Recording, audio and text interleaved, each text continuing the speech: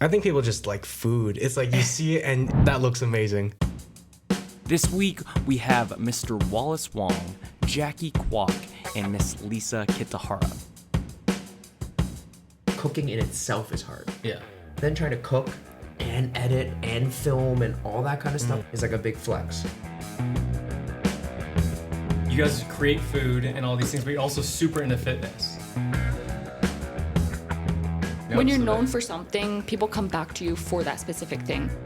Every social media platform is my restaurant. My content are my recipes. Wallace currently holds the Guinness World Record For cutting a cucumber.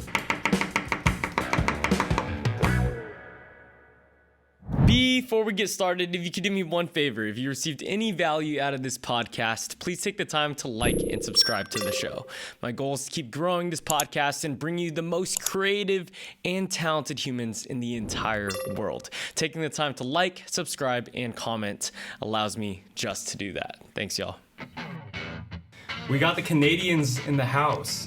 What's up, guys? We got Wallace over here. Wallace, a.k.a. W2, six-pack chef. What's good? We have Jacky Kwok, a.k.a. Kwok Spots. What's going on, guys? And we have Lisa Kitachara. Is that right? Yeah. A.k.a. Okonomi Kitchen. Yes. What's up, y'all? Thanks for coming. Thanks for having us. Thanks for I've having never us. had more than another person on the podcast, so like this is sick. It's a vibe. Shouts out Little T. And Wallace currently holds the Guinness World Record for, I'll let you speak. For cutting a cucumber. For cutting cucumber in what way? For cutting a cucumber blindfolded in 30 seconds. Okay. And it's 166 slices. Ooh. And what's the second world record? There is none. Oh, Yep, that's the one and only. one and only. One and only. Okay, I thought it was two. I'm a I thought one of one. one of one. We Wild. love that. One So more than I guess me. we'll open it up. Why? It's not quite a cucumber, but we got a zucchini We adapt. with we the adapt. dopest knife. Yeah, so this is a knife that actually I got today. Funny enough, from my friend Yakitori guy. Okay. He runs Yakitori Gang. You know, we're all like, Ooh. Yakitori gotta show him Gang. some love. Rep. So he just launched the knife and he just gave it to me. It's like that's Sick. a really important thing. So Awesome. All right, we'll do this. We'll get the ASMR and everything into it. Oh, we're coming in, huh? All right, so what I'm gonna do is I'm gonna need you guys to count me down. I'm gonna move you back a bit, and then so I'm just gonna count. You guys count me down on 5, and because I'm gonna close my eyes. Ready? So count me down in 5. 5, 5, 4, 3, 2, 1.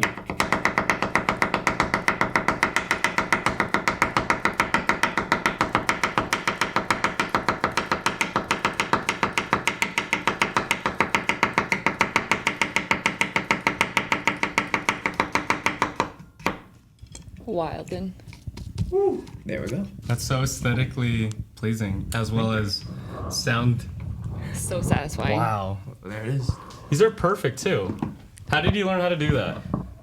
I didn't learn how to do it. It was just I did it from cooking, from just cooking in But restaurants. you had to learn somehow, no? Well, it's just like it's technique. Okay. It's just technique of like you as a bartender, you have Yeah. to learn how to batch a cocktail Mm-hmm. or learn how to like use a shaker. Yeah. Same thing. So it's just technique and fundamentals. Okay, so when I was 19, I was a sushi chef. And I used to I didn't get to the point where you're cutting sashimi, Yeah. but I would like make California rolls for people. Okay. And rolls and stuff like that. But my first day on the job, it was basically a sushi chef walked out, and I was a server at the time. And the chef was like, yo, you want to learn how to make sushi? Like, we need someone. I was like, yeah, let's go. I cut my hand, and blood was all over the fish, bro. It was so disgusting, and it made me learn, like, to appreciate knife skills. And I still can't cut like that. So, Yeah, I need a lesson too, because I can't cut like that. How's that compared to a cucumber? It's definitely different. I mean, zucchinis are always like I mentioned, it's like a little grippier. They're like more foamy. Grippier. So like it all depends on sort of how you cut it in the knife. Like a cucumber, for instance, so much liquid. It's like Right. it's like crisp. But the knife is good too. So it's like that's the knife's like popped its cherry on this, Oh. on this podcast. wow. Nate. What an opportunity. What do you call it? So, how does one, like, make, like, the category of a cucumber cutting on the Guinness World Records? Has that always been a thing? No. Also, cheers, y'all. Oh, cheers. Cheers. Thanks for cheers. coming again, all Thanks the way for from having Canada. us. We got the LA Fit Expo crowd. Yes, sir. That's good coffee. Lisa doesn't drink, guys. We got an Army Navy for the boys. Oh, All good. all good. We're good. How was the travels? It was really, really good. Have you guys been to the U.S. before? Been in the U.S., but I haven't been to LA since I was in high school and I was with family. So Okay. now coming back, it's like everything's still new to me. You Yeah. know? What are you guys most excited about? The weather. Weather. The weather was 100% like the biggest thing for me. Just good 'cause- vibes. Can you believe that most LA people say this is bad weather right now? I mean, I can believe it, but when we got off the plane, we had like jackets on and we're like, all right, we're taking all this off. Yeah. This is the best weather we've had in like months. What's Canada weather? Or I guess what part of Canada are you guys from? Toronto. Toronto. Toronto, yeah. What's Toronto like right now? Cold, snowy, It's rainy. like -10 and then windy. You don't even want to go outside. What do you guys do during this time of the year? Stay inside, hibernate. Yeah. Yeah. Is there snow sports? Question life. Is there Like snowboarding, skiing, if you're into that? Yeah. Okay. Do you guys do that? I don't, but I do want to start getting into it just so that I enjoy the winters more. But yeah. I feel you. So besides the weather, what are you guys excited for? Food. Yeah. Seeing Food? friends. What's up? You guys have friends out here? Yeah. Okay. From like social media. Sick. Yeah, everyone is always in LA. And you get to At meet least them this in person for the first time? Yeah. Or? That's awesome. I'm excited. Are you guys gonna be cooking with them? Or are you guys just hanging out? Potluck? Both of them, like a lot of. A little bit of both. Yeah. Yeah. Nice. The one thing I found interesting about all you guys is like, you guys create food and all these things, but you're also super into fitness. Like, that's not. I mean, it's a high degree. There's a lot of people who are like, you've been and worked in kitchens, right? Yeah. I don't know. At least in the U.S., like most chefs in kitchens they don't have a six pack. Yeah. It's the whole thing of like don't trust the skinny chef kind of thing. Yeah. Yeah. Fitness has always been like a big part of my life. Yeah. And so like when I was like cooking in restaurants and stuff, I just Yeah. go and like the whole name of like Six Pack Chef is I used to bodybuild and compete. So I was like 3rd in Canada and like 5th in North America. Sick. And I just kept that while I was cooking. Yeah. So that's sort of where like Six Pack Chef came to be. But all you guys are into fitness too. I'm not. I mean, like, yeah, I'm into fitness. I do stuff, but then like these guys are like competing. I don't compete. I don't Okay. compete. No, I just hold go on. to the gym often, and then I play sports sometimes. But Okay. yeah. No, I gotta give him some love though. If you go on his stories, you'll see him. He'll just be like shirtless. And No. just, like, I was just be looking through your page. You got that be like- waterfall in the back, right? bro? It's like new reel up, and it's just like Yeah, up it's just there like me had no shirt on. with his Yeah. little apron and like No. no. But And so you've been in like a corporate like chef like restaurants and stuff before. Yeah. Have you guys ever worked in a restaurant? Not as a chef. I actually, now that I'm thinking about it, most of my part-time jobs Yeah. were like in cafes and stuff, but as like Okay. a hostess or as like a server, not in the back though. Not That in would the have been back. sick though. Okay. I wish I kind of ventured into that, but Yeah, there's like positives and negatives to it. Mm-hmm. I can see that. You mostly do a lot of bagel stuff, right? that's recent. That's Okay. like a very recent thing. Well, I have a big question. I was like, what's the difference between like bagels and bread? Like the process of making it. Like, is it just Oh. circular bread, or is there like a specific thing that makes a bagel a bagel? I think the main thing that differentiates a bagel between bread is that they're boiled. So like Oh, You so ha- kind of you like a donuts are fried. donuts are fried. Okay. Yeah, donuts are fried and they're desserts usually, right? Okay. I mean, there are savory bagels out there. I Yeah. mean, savory donuts out there now, but Well, I saw your bagels, and a lot of them look like desserts. yeah. Like, so I do like Japanese style bagels. So Okay. they're filled. Okay. And then there's a lot of like dessert varieties. Yeah. So even within bagels, I think there's like different styles, like New York bagels, Montreal style bagels.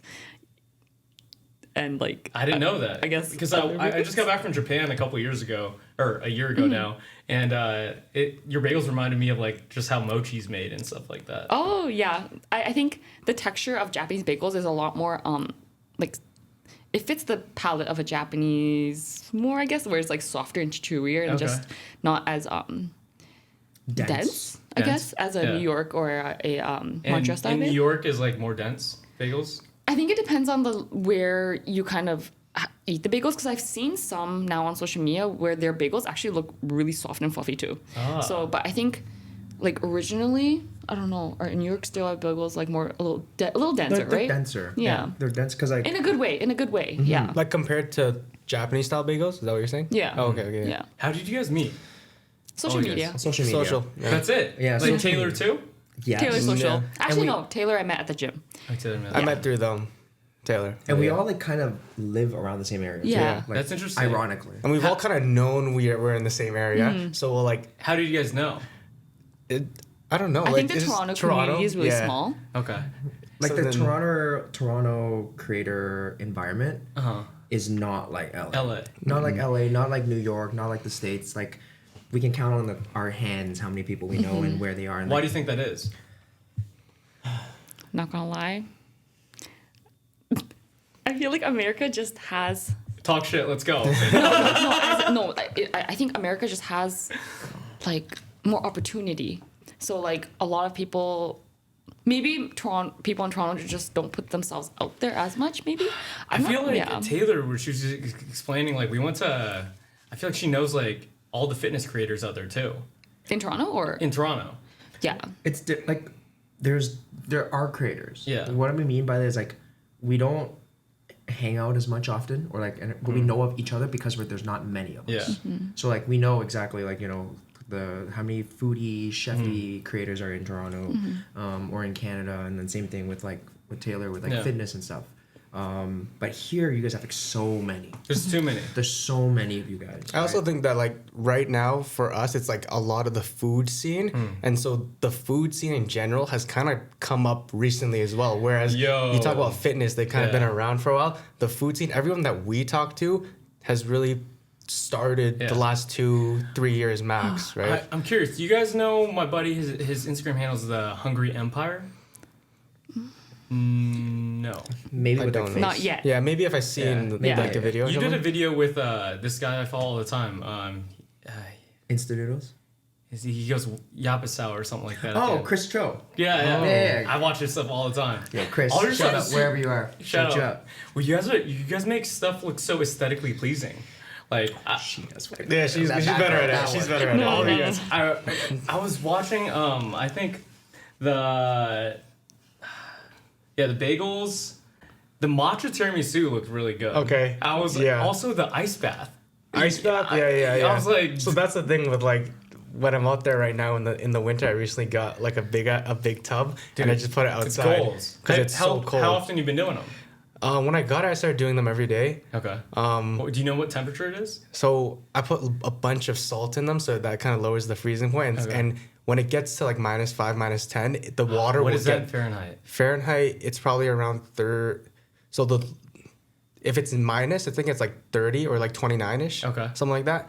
So when it gets That's cold. really cold, when it starts freezing and stuff, it's like that's like -2, Yeah. -3, and that Have you guys done ice baths as well?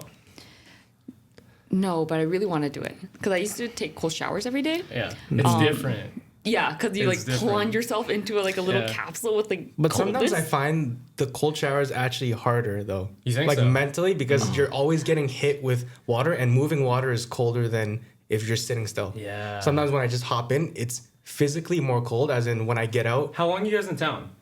we leave on 5 days. 23rd. Yeah, 23rd. What day is it today? The 17th? Yeah. Yeah. If we can make time, I've been doing cold plunges in the mountains. I do a lot of runs and hikes. Let's do it. And there's this like, these rivers that Yeah. will go, and it's about like 37 degrees. So it's like a couple degrees in Celsius over there. Yeah. And it's like natural. And Wait, so where is this? Is this close by? it's like 45 minutes. Like Okay. we'll do a hike. It's like 5 to 8 miles. Done deal. Dude, you then- said that. You said cold water hike. I'm like, I'm doing, man. And it's then- the most beautiful thing. And then we'll cook right after. Yeah. we'll cook right in the after. we nature. cook in You the just portable mountains. Can we stove? cook in the mountains? Yeah. 100%. I need to figure out how to get a day off, or we'll figure it out, but forage it's going to for shit. happen. Yeah. Yeah. So that'd on be Monday, fun. that's exciting.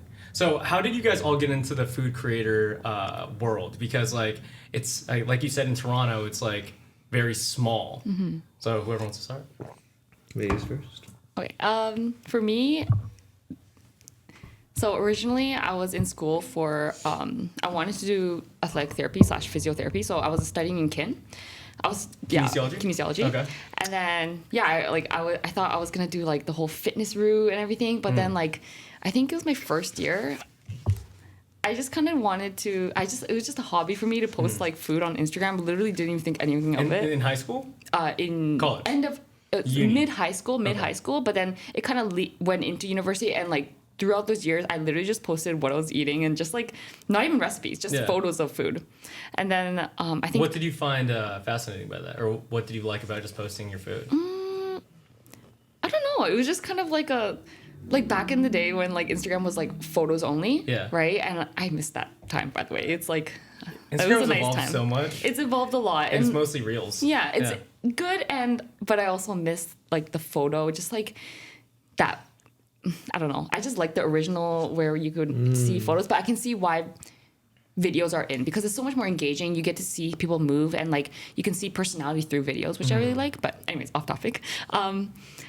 And then just throughout university, I was like just posting photos of food, and then a few of my friends that I met through doing that, they started a blog and YouTube, and then they would just share recipes, and then like they would make a little bit of income, and it was literally just like side money, like fun money, right? Income from blogging And just like small sponsor, or like at the time then it was more so like gifting things that was like you know, like money, but we were all young. We were like in high school, university. Gifting. So people would like read the blog and they just give the people who wrote money. Like, it's kind of like a Patreon type of deal. Brands would send us their product or something. Okay. Free product. Free product. Yeah. But also like they would give us like $100-$200 for like a little post on your about it or something, you know? Or if you use their product, and what you year tag was them. this? This was when I was like 16. Oh my god, that's like 10 years ago. 16. That 10 was, years like, 10 ago. years ago. That's a long I feel time. so old. Okay, anyways. But yeah, that was like 10 years ago. And then So at 16, you were getting like a little bit of change, and you were getting some, like, I guess back then those were kind of sponsorship deals. Yeah, it was just purely for fun. I thought it was the sickest thing ever. What was the first I guess thing that you got? It might have been like protein powder or some sort of like supplement of some sort. Or like it was at the time when some people might remember this, but those coconut bowls where you could put like smoothie, like the acais, those were like in. And then like, I remember getting my first one thinking it was the coolest thing ever. It was, I mean, at the time it was so cute. Like you had a little coconut bowl with your smoothie in it with granola. Fun. But yeah, it just started then and there. And then throughout university, it was just a hobby. Like I started posting because people would ask for recipes, and I was like, sure, like, you know, I'll share it. It's fine. So I started putting it in my Instagram captions. And then my friends that I met through doing that, because we would just kind of like follow each other and just like talk to each other in the little set message thing. On Instagram? On DMs, yeah. Okay. And then like we became friends, and then like they were all in America too. I was the only Canadian at the time too. Really? And then you found them, or they found you, or we kind of just found each other. We were kind of in the same niche, like same kind of food. Okay. And then, I really didn't think of anything of it. And then as the years went on, I noticed my friends too. They quit school and then they pursued blogging full time. And then I was like, oh, like you can make income from this. And then even when I realized that, I was still like, you know, I was still pursuing kinesiology, like athletic therapy, physiotherapy. And then I think by my third and fourth year, when I was just kind of like, oh, I think I enjoy like recipe developing more. And I was like more into like food, but I also loved the fitness side of it. Yeah. So I started off with, my blog was like first like fitness, healthy food kind of blog. And then over the years, it's just kind of evolved into more so like, I now focus more so on like Japanese cuisine recipes. And yeah, like now it's my full-time job now. So that's fun. That's so cool. Yeah. I love hearing stories like that because like killing it. There's a lot of people out there who are really good at like cooking or really good at like cutting fucking cucumbers or like, you know, or like there's this one guy on social media, he does ice plungers every day. He did ice plungers every day. I know what you're talking about, Jordan. Yes, Jordan. He's from Winnipeg, I'm pretty sure. Really? He comes from Canada. Is that Canada? Go and talk. Oh, sorry. Yeah. No, that's why I've seen his videos. He does every single day. He does a cold plunge. And then and I was like, dude, consistency is such a big thing, and like he just fucking does great cold plunges every day. And it's consistent and like makes it aesthetically pleasing, and like the ice chip. So he'll take an ice chip and he'll dip it in like a sauce, and like similar to like pizza reviews or burger reviews. He was like, oh yeah, today's like ice rating is like 7.1 with ranch, and I'm like, I'll put like ranch on it. I'll put like jam on it, and then take a bite, and he's like, this is a 9.2 piece of ice. And he'll be lying in an ice plunge every morning, and I was like,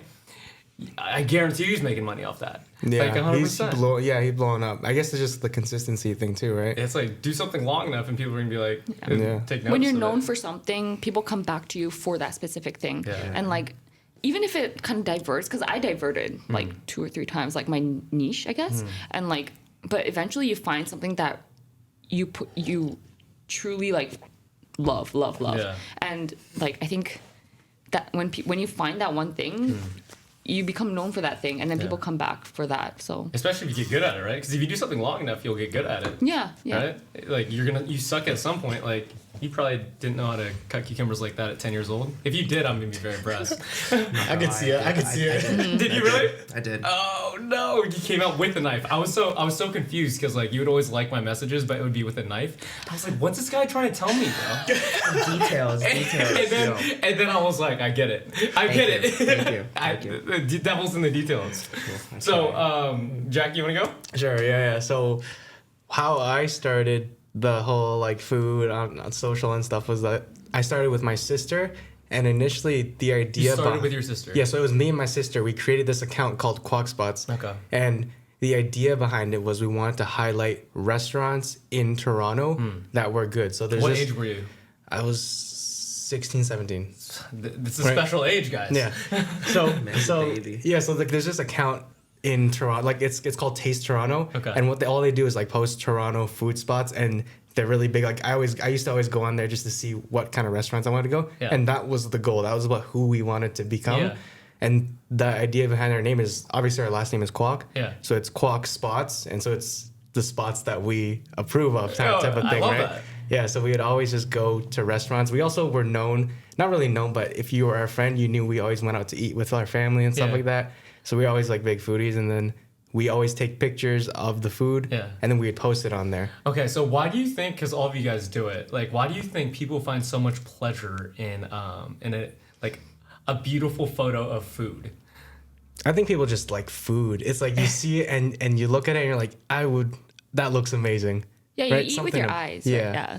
Something about it. It evokes emotions. You know what I mean? Like you see something, like a cocktail, you're like, damn, that looks good. Yeah, like just the addition of that orange on top I feel like it would look so different. Or like the fact that I just tried it too, I was like, yo, wait, it must taste good. So because that orange is there, it's like, yo, what does it taste like? No orange, you're like, I don't want to try it. It would just be an average drink to me. Then I'd be like, oh, it's sick. But then it just adds something to it. Garnishes are big in food too, right? Yeah, they are. They're huge. Sometimes I'm like, add some green onion. Whoa, this is insane now. Yes. All of a sudden, right? Yeah. Well, it's the colors too, right? Yes. Yeah. It's because like one thing I find fascinating about cocktails as well as food is like it's art that you can eat. You know, and like I don't know. I guess like what does creativity do for you guys? Because like it's a beautiful thing, you know. I think with recipes and food, especially with recipe developing, I think you can like add so much of your own twist to it. Like you can start with a recipe, like a very traditional recipe, but modernize it or make it more, because there's so many recipes of the same dish, right? But everyone makes it a little differently. Yeah. No, even if it's for example, like I'm gonna think of something. Okay, tamagoyaki. Very basic. Literally just tamagoyaki. It's like a Japanese rolled omelet. Okay. And then like it's with eggs. It's such a basic thing. Like eggs is the base, right? And then you could, if you want, you can add sugar, you can add soy sauce, salt, dashi to make it a little bit different. Yeah. So like I think adding, or just like everyone has a different interpretation of like what is a good, very good like tamagoyaki, and then that's why like. Sorry, I don't know where I'm going with this, but I'm just kind of saying like even I think you can just elevate it. Yeah. Yeah, you can elevate it. You can put your own twist on it. Put your own twist to it, and then also just like everyone has a different flavor like preference, right? Yeah. So making it kind of your own, or like kind of making it unique. And so how does Kwok Spots go from just a posting food? Yeah, posting food pictures, I guess. So like We did that a lot, like throughout 2017 all the way until 2020, and that was consistently posting like pictures every single, because at the time obviously you're saying like pictures was the thing on Instagram, and I tried like different ways. So I used to follow this page, I don't know if you guys know, it's like called Uber Facts, and they would put just facts, like random facts about the food. No, not about food, just about anything. It could be literally anything. But that was interesting to me because they would post a fact multiple times a day, and it's just like something you would never think of. So and it's just like information into you. Like, yeah, exactly. Okay, yeah. So Like, what's an example? anything, like they'll say, did you know that there were like zucchinis were first grown in this country? Completely random. Literally random. It doesn't matter. And that's what I liked about it, was I just gained random knowledge from reading this post that's just like one sentence, right? Yeah. So I was like, okay, that's cool. We didn't get any followers from posting food pictures for like a while. So then I was guess like, what made you continue to post the photos even though you didn't get the result? I don't know. I just enjoyed it. It wasn't I would never did it to gain followers though. Sure. That's the thing. Obviously, I did it wanting people to see it, but I never thought, oh, if no one sees this sucks. Yeah. Right. I believed in it, and like I was like, okay, this is a good picture. Let's do it. So no matter how I performed, I was like, I like this picture. Yeah. It's a sick picture. So after that, I started doing food facts with the pictures. So you know how you can do slides on the Instagram post? I'd post the picture, and then the next slide would be a food fact. So did you do the facts? Because like slides weren't a thing until relatively recently. No, like so slides were a thing for pictures a while back. Like it started a while back, but slides are different now with like videos and everything else. Okay. So slides started a while back. I think probably like 2019, 2018-ish. Okay. But I would post a food fact that correlated to the picture. So yeah, the picture that I posted, it would be random. So let's just say I posted sushi and it was like a salmon sashimi or something, and then I post, oh, did you know the world's largest salmon weighed this much?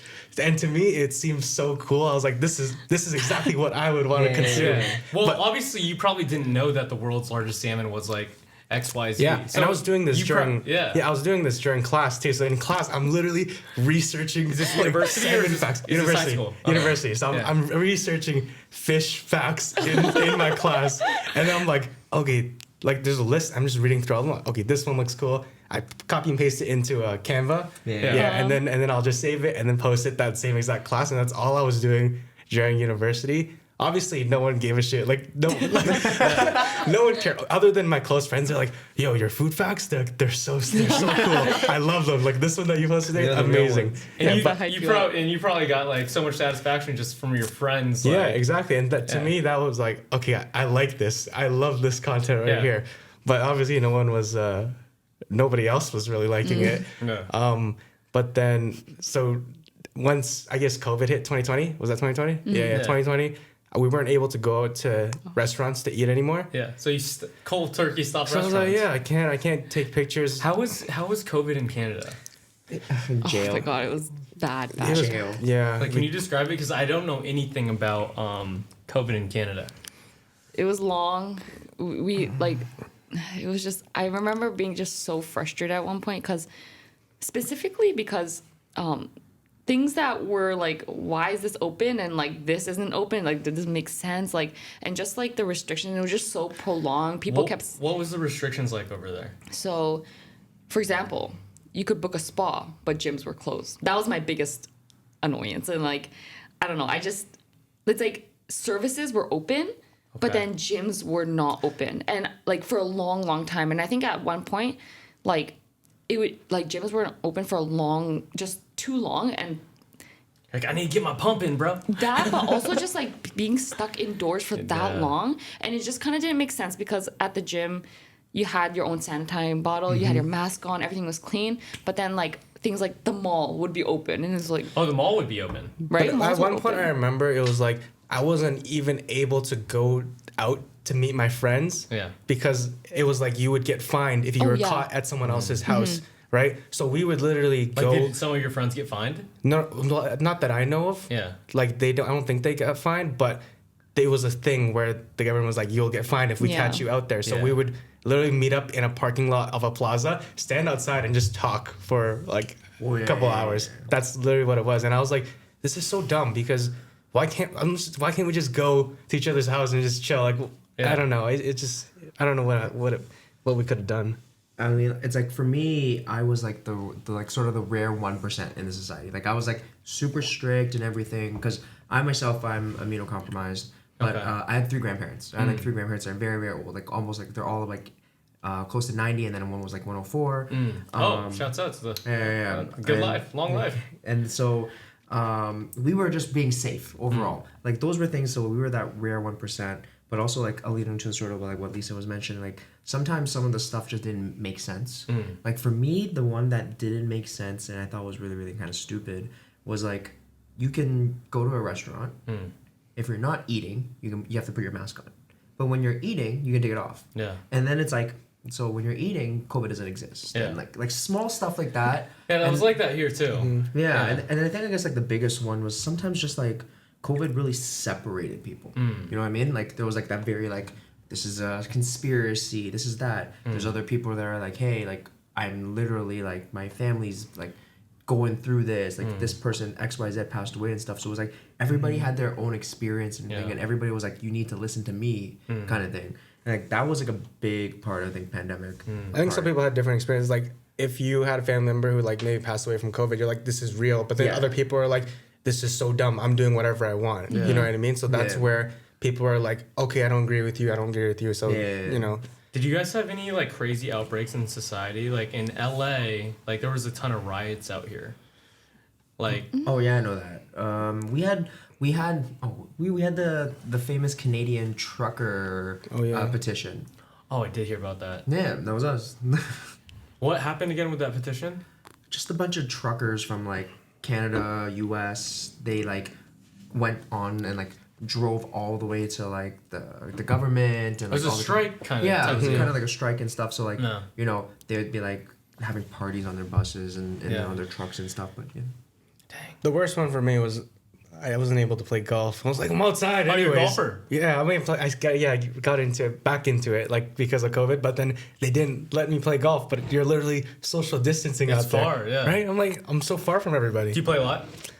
In the summer, I play like at least once a week. Probably I get it once a week. Yeah.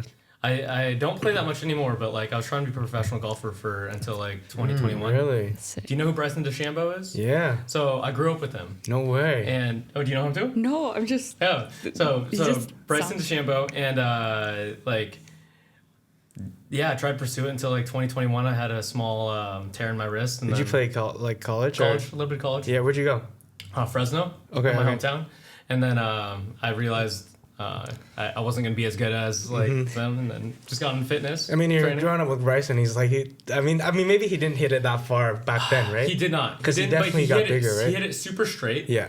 And then one thing that I did realize though, like I'd wake up in the morning, probably like 7 a.m. and I'd go out to the golf course. I'd get out there, he'd be already there for a couple hours. That's where you're like, I'd leave at 7 and he'd still be out there for a couple hours. Yeah. So I was like, you think you're working hard, but there's levels to it. Yeah. And on top of that, they're just, I mean, I don't know if he's naturally talented, but like these guys are just working so hard anyways, right? Yeah. I mean, there's a level to natural talent to anything, for sure, right? For sure. But then there's like the work ethic part. It's like, like you put in the hours, but there's someone's probably outworking you. No, that's crazy. So you were talking about how pandemic happened, and you got started. I wasn't able to go out to restaurants, take pictures, and post them anymore. So then the account was still centered around food. So then I was like, why don't I just try making food at home? Have you cooked before? I didn't cook before. Zero. So that's the thing. I didn't cook before. This is 2020. This is literally. This is 2020. 4 years ago. So I didn't cook before. COVID was 4 years ago now? Yeah. Wild. Damn. It's been a while. But I didn't cook before. And so I really learned, even like something like a steak, learning how to make like really good, like proper eggs the way I want them to. Ooh. Like I kind of learned as well at the time. Ooh, I actually want to hear you guys' differences real quick on, because you guys cook more like I don't know, like proteins and stuff versus you, right? Or do you cook like everything as well? What do you like in terms of? I think I cook like more like plant-based. Okay. Yeah. So for eggs and steaks, I feel like a lot of chefs and stuff have their opinion on eggs on how to cook eggs properly, Okay. and how to cook steaks properly. I want to know like your guys' go-to, like how should someone cook eggs, and how someone should cook a steak.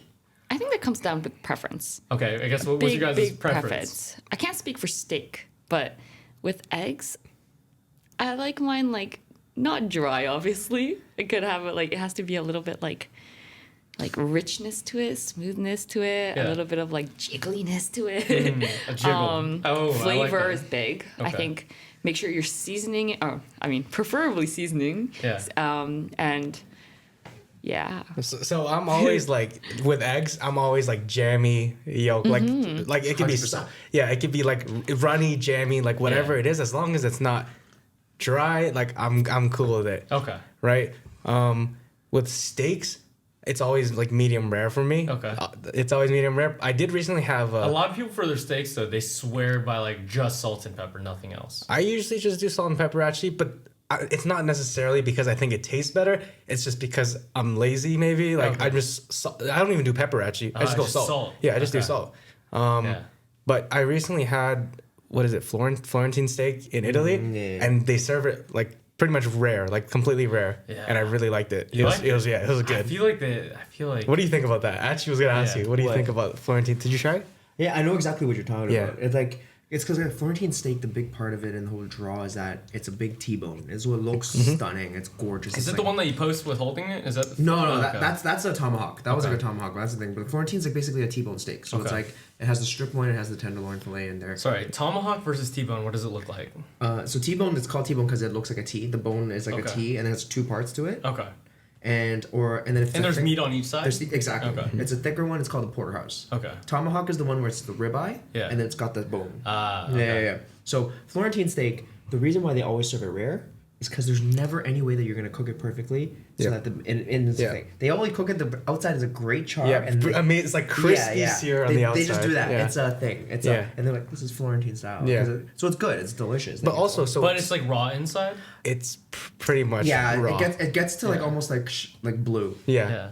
So with dry aged steaks, do you find it's like is it supposed to dry out easier? Is that the idea behind it? Sorry, for someone who's not a foodie, Yeah. like what's a dry aged steak? You want me to? Yeah. All right. So dry age anything, right? Dry age Okay. whatever is essentially to the name of it's dry, so it's in a dry situation environment. Okay. Age is through time, just Okay. like a whiskey or a beer. Sure. We'll talk alcohol that way. So it's like you take a steak when it's like freshly cut. There's moisture and everything. Sure. You throw that into a situation where the humidity, the temperature, and everything is controlled.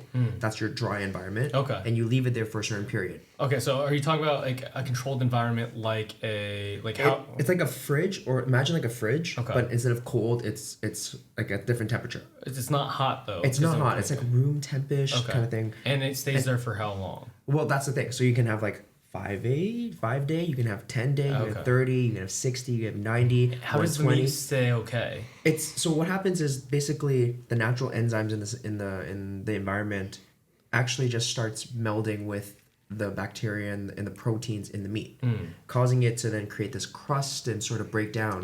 So it's like cheese, yogurt, all that kind of stuff. Yeast, same Yeah. thing, and they building up glucose, and that gives like flavor, umami, and depth. So that's why the longer you kind of age things, the more funk you get, which means Yeah. more flavor. So when Jacky's talking about like dry aging the steak and stuff, you get way more flavor, and it's not supposed to make it drier, but yes, it does because obviously the outside, but it's really just concentrating the flavor. Here's a good example. This guy. This is essentially a dry aged orange. Yeah, it's dehydrated. Yeah. But it's dehydrated. Yeah. Same thing. It was in the. Essentially, a dry aged steak is a dehydrated steak. Is that Yeah. the same as smoking something? No, so smoking is the same thing, but with smoke involved into it. That's it, that area. So like you can put like, let's say like, smoked ham or smoked bacon. It's a dry. It's like a environment that's controlled with smoke. The smoke from parts. Once again, they used to do it for preservation, because smoke is able to kill bacteria. Yeah. Oh, that's why like when you like say smoked salmon, it's still raw. So like it's different from aged, where aged outside would be like dried out. Yeah, so like you have like aged seafood that basically think of aging and drying things of concentrating flavor. That's it. That's why it's so like concentrate and flavor those But things. smoked salmon has also been like cured, right? Yeah. So, So smoked salmon is cured, and then depending on where you are, but then throw it into a smoked environment. Sometimes it's cold smoked, sometimes it's hot smoked. But yeah, overall, like the goal of any of this stuff originally was for preservation, and then flavor came next. It just like probably was like a result. Yes, of exactly. trying to, Exactly. Yeah. So steak. so with dry aged steaks, are they generally supposed, like, let's just say you cook them the same way? Are dry aged steaks more dry because you're pulling out the moisture of them, or no? Like, is that fair or no? It is. It's 100%. Yeah. So like the problem and why dry aged steaks are so expensive and like dry like What's an older expensive steak? Like what? Like dry aged? Like what's like it? you can have like a regular strip loin. Okay. Let's say it's like a $15 steak. Okay. You can have a dry aged one. That's Sorry, maybe- Canadian dollars. Sure. If it's Canadian dollars, that means it's like like $8 USD. So Okay, so rock us. so Canadian is lower. Oh yeah, horrible. Yeah. Okay. We're getting hit hard. We're getting destroyed. It's getting hard. It's hard. Yeah, but so anyways, let's just say $10 Canadian or $15 Canadian steak. Okay. Right? Regular, not dry aged. You can get then a 30-day dry aged. That steak might be $30. Okay. And then you also can get a 60-day. That one might be a $50 one. And then you have like a 90-day, which keeps on going and keeps on going and going. And what will be the taste difference? All of them, More the longer, flavorful? exactly. The Okay. longer, the flavor is also subjective because it's Yeah. like it could be flavorful in terms of like umami. Like people will be like it's umami and stuff. Yeah. But then it's Umami also like meaning. umami meaning like meaty, flavorful, Okay. like that's Yeah. all oomph, right? And then it gets just more meatier and gunkier. It's like a barrel aged wine, Okay. or a wine, or a whiskey, or a yeah. bourbon. You know, like a 10-year or 12-year single batch. Got it. They all sort of that's the nuances of it. And yeah, it does get drier because you're drawing out the moisture. Yeah. But so that's the thing. Like, Right. So that's what I was thinking is like, or is part of the reason why they're also serving it under like cooked because they want it to be extremely tender still? It's two. Because- they want it to be tender. Well, when you dry age something, it actually becomes more tender because the Okay. enzymes have actually broken down the protein molecules onto it. Yeah. So like when you dry age anything, that's how it sort of goes through. And they do it for its flavor, and B, they don't want to overcook it. Yeah. So yeah, they're yeah. it's always easier to undercook Yeah, something. undercook and it. under promise, over deliver. Yeah. You know what I'm saying? Yeah. Yeah, because if you overcook something, it's just like, oh, it's done. You're done. Yeah. Exactly. Yeah. But if you undercook it, you can always be like, hey, can I cook it some more? They're like, yeah, no problem. Yeah, but the people on social, no matter how much you cook it, they're gonna say it's raw. They're gonna say it's still moving. Always, man. Always. Do you guys get like comments like that? Yeah, Oh, a so- lot. so- Or like whenever I post like anything steak wise, there's always people who there's an equal amount of people who say like it's perfect too, though. Yeah. To be fair, Well, It's what about perfect. you for eggs and steak? For me, I have to have runny yolks. Okay. Runny yolks is number one. So you're not a like scrambled is like No. I do like scrambles. Don't get me wrong. Okay. Like I opened up like a breakfast sandwich spot. We did scrambled eggs all the time, but I prefer runny yolk, sunny side. Gotta be a crispy crust sauce. Crispy. Right on the outside, edgy, and you know, like it's like a little like. Good How do you enough get oil. that? How do you get that crispy while You need burning? hot pan, tons of oil, and then you just fry that thing, and then the outsides, the Do edges. you kinda cover the bubbling. top? 'Cause like when I do it, no, you don't cover the top. You don't need to cover the top. No. do you ever I- baste your eggs? I leave it nude. Nude. I leave it nude. You know. You ever baste your eggs? What's based? Like the oil? spoon of oil, put it on top of the eggs. So it kind of cooks it on I don't top. do of it when I do like my that kind of eggs, Yeah. but like I'll do it sometimes if I want to put it on like feel like it's a a lot of noodle dish oil. or something. Okay. It is, but if you It have, is. if you do temperature control properly, Yeah. like when you deep fry something properly, it's actually not that Bad for you. oily. Oily, okay. The only reason why oil sticks to food is if the temperature is wrong, because then it allows the what do you call it? The food to absorb the thing, like the Okay. batter or whatever it is. Ah. Yeah, like for Lisa, it's like good tempura, right? It's like it's crispy, it's not oily, it's not greasy. Ah. It's just crisp. So if you have the right temperature, like it doesn't stick to the food. So I'm gonna use donuts as an example because Okay. I think donuts is a pretty good example. I've tested a lot of donuts, and the lower the temperature, the longer it takes for that donut to cook properly all the way through, so that it's not raw, obviously inside. Sure. And then, but the longer it cooks, That's kind the of with more everything, though, no? That's kind of with everything, though, no? what is Like the lower the temperature, it takes longer. yeah. to So cook. because it takes longer to cook, the more oil it'll absorb. Whereas Ah. if you increase the temperature, you have to be careful with that though, because if you increase the temperature, it'll burn on the outside and not be cooked on the inside. So there's that perfect temperature that you want to get so that it's not oily, but it's cooked through. Okay. Yeah. And is that just by experimentation, or I feel like it's common known temperatures in the cooking world? I feel like it's hard to say because I know there are some donut places that cook their donuts at a high temperature, so it's actually not oily at all. But then when you do that at home, you run the risk of it being undercooked. Okay. So I feel like there's just some sort of technique they have, or like they just mastered it, and that's why donut shops, specific ones, are famous for their donuts, right? They have that down. Well, yeah. If I was to chime in on that, basically, there's so many variables that change. Meaning, so let's just take, if you're gonna do donuts, each individual donut recipe behaves differently. That's true. Yes. So that means then suddenly the oil has to change differently, the temperature. So depending like So it's kind of like a science. Oh, it's food is science. Oh, food science purely is big. Yeah. Yeah. Because I thought that was just like a big baking thing. No. Even with like cooking, like baking is so much science to it, but even with cooking, so many reactions that happen between like the food and like just a lot of food science. Here, I'll use this really quick example. Going back to steaks, right? There's something called carryover time, carryover temperature. When you cook anything, once you take it out of the pan, it can actually increase temperature to up to about 15 degrees. So for instance, let's say you like your steak, right? You like it at medium rare. If you cook it perfectly to medium rare in your pan, by the time you take it off, it will actually go to medium. Yes. So you actually have to pull it back. But you don't know that because that's science, right? Yeah. That's science to be able to go, okay, medium rare is this temperature, got to drop it down to 15 by 15 through touch or whatever. That brings it back. Yeah, it's like if you don't have a thermometer, this is a great example of like testing steak things. Like this right here is like rare. Yeah. And then you do this, it's like medium rare, medium well done. So like if I like medium rare, I need to pull it out when it feels like this instead. And then the rest it'll feel like that. So like science, like that kind of stuff. Heck yeah. Yeah. What's up? All right, so back to you, Jacky. Where were we? So you were talking about all your steaks and stuff, and then how you went from I was learning how to cook a steak, right? learning how to cook a steak. Yeah. So and then just how you started getting more I kind of just cooking stuff. I started learning how to cook, and it wasn't really like I wanted to be a chef or anything. Yeah. It started with me wanting to learn how to make specific things really well. So one of the first things I remember was I wanted to make a really, really good cheesecake. And I would make it every single day until I made something the cheesecake that I really enjoyed. You sound like Lisa. Right? Yeah, but I'm not though. Like I was at that point, but then like usually I'm not. Like so I just really want to make a good cheesecake. You would make it every day. Not every day. Maybe like twice a week or something like that. Like it's the only thing I would make until I got it right, basically.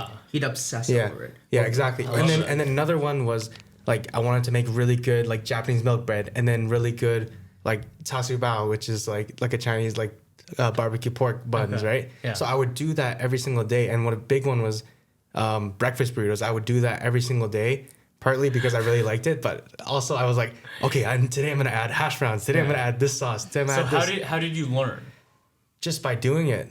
I just did you stuff. do YouTube videos? Oh no, Did you watch so like a lot of especially book? baking stuff, I would have to go through YouTube videos and play with measurements, because sometimes, especially with baking, it's like certain flours, certain like hydrations are very different, even if you're weighing them out. So you kind of figure it out. Okay, yesterday was a little too much, a little too soft or something. So you play around with the hydration, so I did like pizza pretty much every single day for like a whole summer.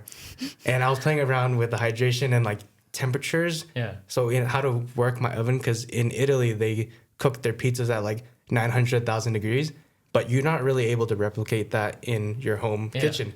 So I'm trying to figure out ways to cook my pizza as similar as possible, or try to get a similar outcome. So I play around with the levels of like my pizza stone closer to like the broiler or lower, and then I put it in the oven, put it in the barbecue. So I play around with that until I actually get good at it. So what inspired you to keep doing it, even though like obviously for me, like if I did a Philly cheesesteak and I didn't like it, I don't want to make it again. Like what I want to do it because I enjoy. To be honest, I enjoy eating. Like the core of it, I just enjoy eating. It's a vicious cycle. Yeah, I just enjoy eating, and I enjoy eating good food. And I figured out the best way to do this is by making it myself. Okay. Right. To guarantee exactly eating of good food. Exactly. So I'm like, if I can make the best food myself, then I will forever be happy. You know what I mean? Yeah. So that's the reason why I keep doing it. And one thing led to another where I was like, okay, I'm gonna start recording me cooking. And at that time, was it just your phone? Just my phone, yeah. Okay. So at the time, TikTok started becoming a bigger thing. Yeah. And then there's like people cooking on there and stuff like that. So I'm like, okay, I'm gonna do it to like trending audios, whatever. I'm just gonna film what I'm doing, put it out there, and then slowly I'm like, I'm gonna do a voiceover. I'm gonna tell people, hey, this is like, you do this, you do. And at first it's really bad because I'm not someone who's naturally good on social. I think I'm not naturally good at like talking to a camera or anything.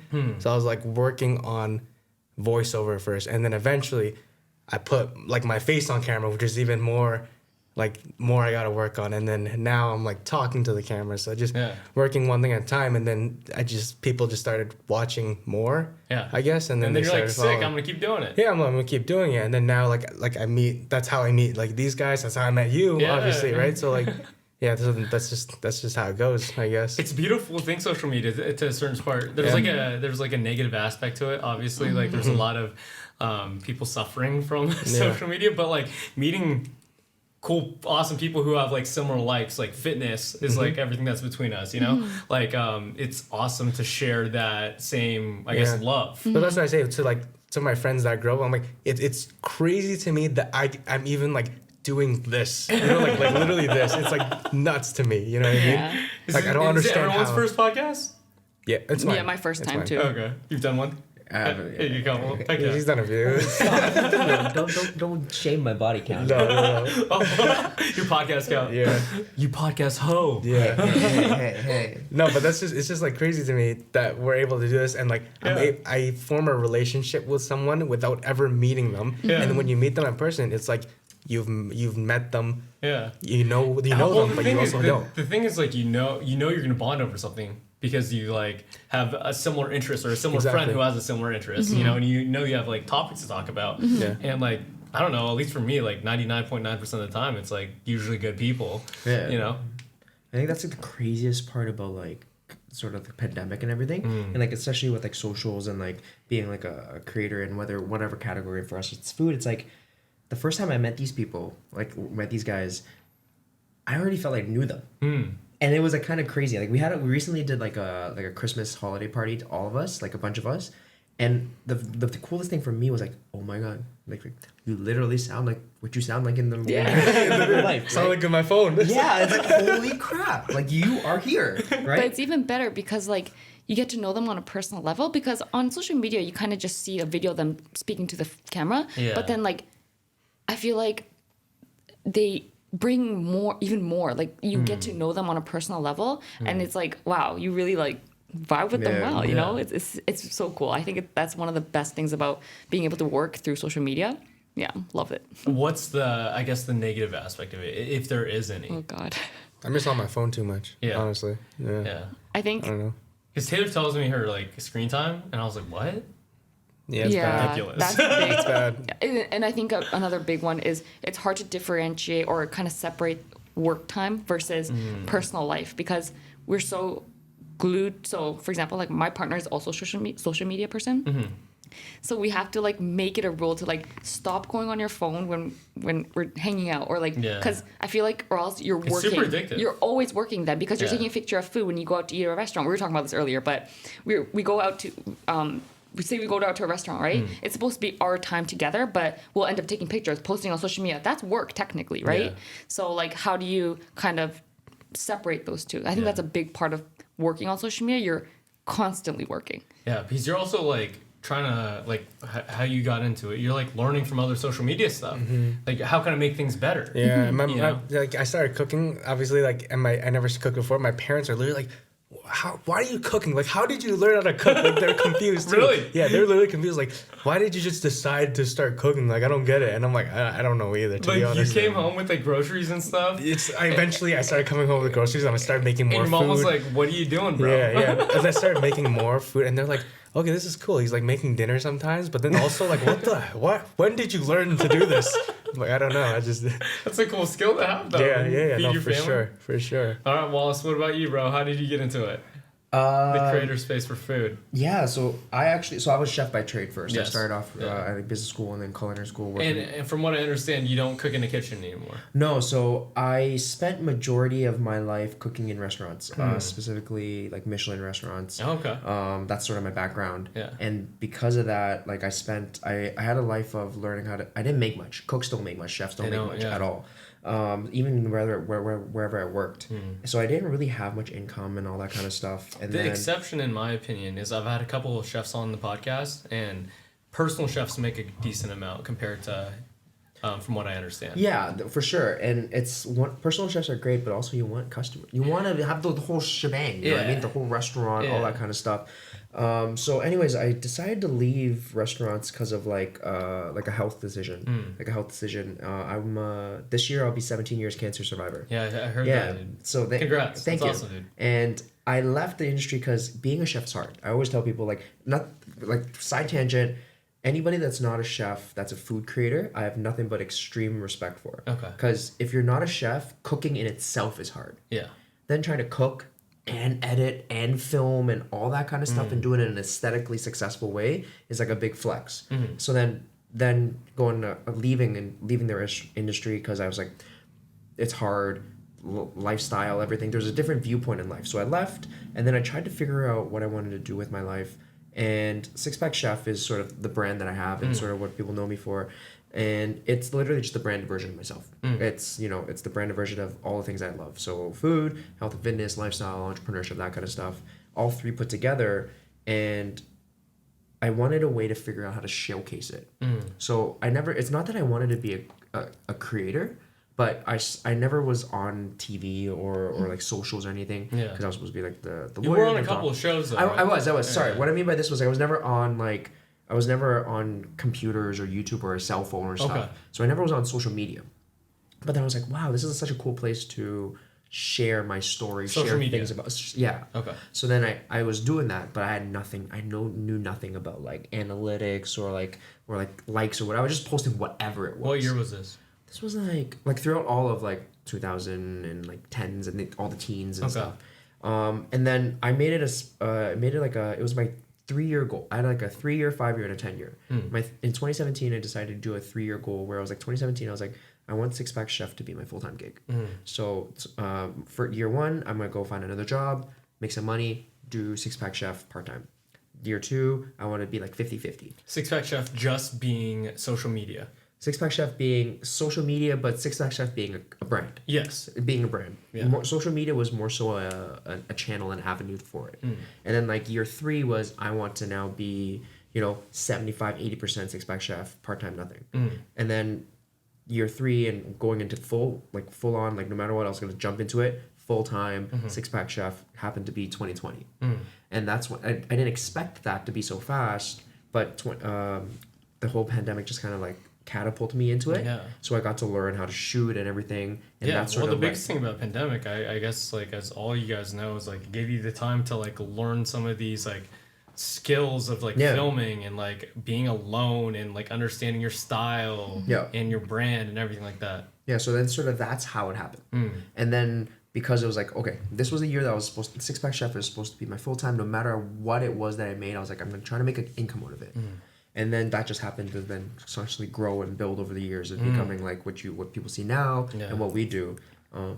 What inspired you to chase the world record for cutting cucumbers? I didn't chase the record. So funny enough, a lot of things that I do happen in the DMs. So like we were talking about like screen time and all that kind of stuff earlier. It's different because like it would be the same thing if you were to work in a corporate company or something. Be like, yo, how many times are you on the laptop or computer? You're like, oh, I was there on 10. No one blinks an eye. It's like you're working. Yeah. But the difference is like our phone is our laptop or is our computer. It is. And then unfortunately, the powerful. phone it's powerful. It's too powerful almost. Where you work, but then at the same time your personal is in there. Yeah.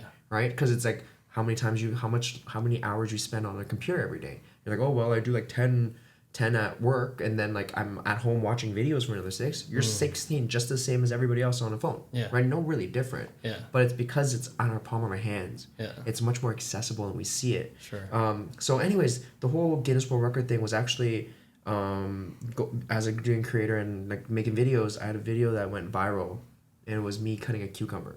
Blindfolded. No, This one wasn't no blindfolded. This was not a blindfolded thing. This was just a video that I was cutting. It happened to become it's my most successful video. Okay. It's the second most viewed video in Canada on TikTok. 146 million. I think it's 147 now. And that kind of catapulted me, and like it gave me a lot of exposure. Yeah. And then that allowed other people to come to my page and see some of my other cutting stuff and things. And then Guinness World Records, it was not Guinness World Records, it was a show. It was an Italian show called La Show de Records. They DM'd me. And they DM'd me, they're like, hey, my blah, blah, blah, my name is this, you know, we want to talk about you coming on a show to potentially do some sort of record in terms of your cutting. We love your videos, and that's going to happen. So I always tell people, I'm like, yo, things happen in the DM. Like, I'm always on my messages and stuff, because that's like that. The DMs are essentially for a creator an email. Okay. That's if you think of it that way. Yeah. So yeah, that's how it came. And then like I got the opportunity to do it, and now we're here. Yeah. What's the feeling for, I guess, all you guys to make money or make a living? All of you guys do. It sounds like you guys are doing what you love. Yeah. Grateful. Like I think as hard, I mean, I'm just gonna speak for myself, but like I think you're asking what is like the downside of social media. For me personally, I take things too serious, like personally, almost like for comments. Yeah. So like, I guess like negative comments sometimes get to me. Sure. That's like the downside. But I think something I need to work on moving forward is not taking like those things too seriously or too personally, and treating my brand more as a business than as a personal thing. Yeah. That's something I'm working on this year. We're only 15 days in. You got plenty of time. I know, but yeah, I think. Sorry, what was the original question? It was how does it feel to be like making a full-time living doing on something you love?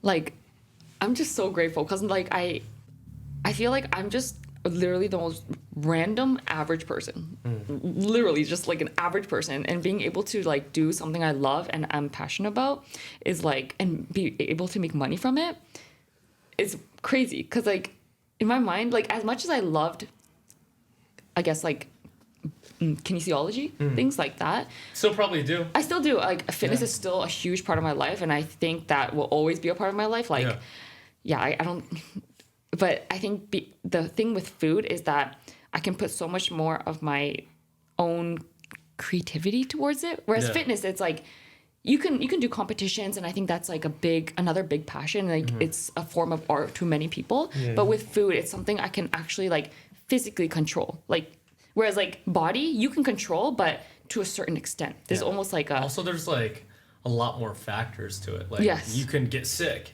and it could ruin your life. Yeah. And you might not be able to do those competitions or anything like that. Versus food, I mean, there's no ends.